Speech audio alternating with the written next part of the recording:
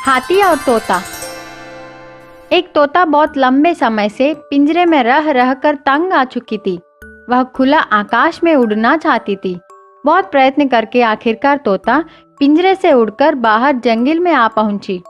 तोते को जंगल का वातावरण बहुत पसंद आ गया। हर रोज तरह तरह के मीठे फल खाती थी। पगली जैसी उछलती फिरती जंगल के चारों ओर घूमती थी। अपना जीवन बहुत खुशी खुशी बिताने लगी। एक दिन तोते को एक बड़ा पेड़ के नीचे सोता हुआ एक हाथी दिखाई पड़ी। उसे ऐसे देखते ही तोते को एक नटखट उपाय आया। चाहे जो कुछ भी हो, वह हाथी को परेशान करके उसे नींद से जगाना चाहिए। बहुत तेजी से पेड़ के ऊपर से नीचे आई। अपने चोंच से हाथी की सूंड पर चुभी। उस चोट से हाथी जाग गई। आंखें खोलकर देखी।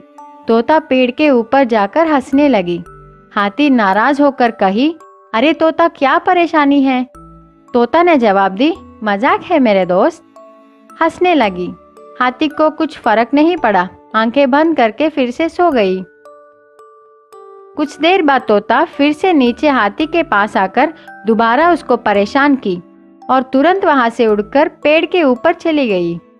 हाथी गुस्से से चिल्लाई, अरे तू फिर से आ गई? क्या कुछ काम नहीं है क्या? लेकिन तोते को यह बहुत मजाक लगा। बार बार ऐसी शरारतें करने लगी।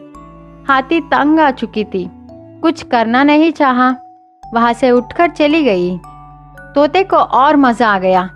फिर से एक और बार तेजी से जाकर हाथी को अपने चोंच से चुभी। हाथी क्रोधित हो गई।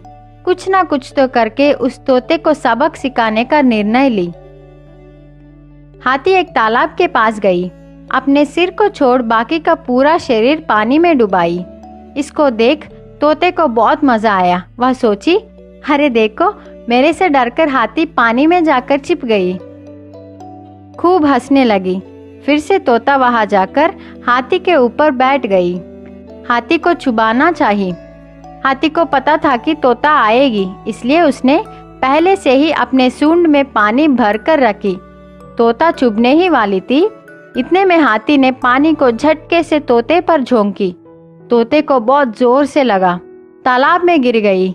जान के लिए तड़प रही थे। हाथी को तोते पर दया आकर उसको पानी से बाहर निकालकर जमीन पर फेंक दी। तोते ने हाथी से क्षमा मांगी। उसको बहुत अच्छा सबक मिला। हाथी जोर से हंसकर वहां से चली गई। अब तोते को बड़ों और छोटों के बीच अंतर पता चल गया। सीख, मजाक करने का भी एक हद होती है। उसे जानकर व्यवहार करनी है। दूसरों के द्वारा तुम आदर चाहते हो तो पहले दूसरों का आदर करो।